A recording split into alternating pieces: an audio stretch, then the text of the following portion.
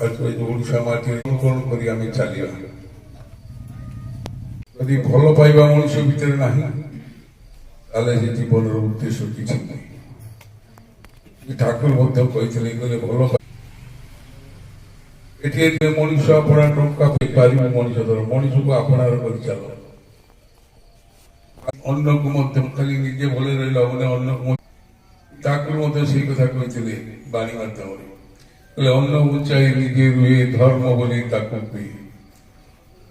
मु भले रहिला ना मने प्रत्येक मनुष्य के भले रहिबो केमती शांति रहिबो ठाकुर को आसीबो तार अभाव असुविधा अनाटन भितर प्रत्येक दायित्व जब भाई कौन सी जगह न पड़ जाऊ कौन सा असुविधा न पड़ जाऊ और परिवार दायित्व ये परिवेश दायित्व आम माने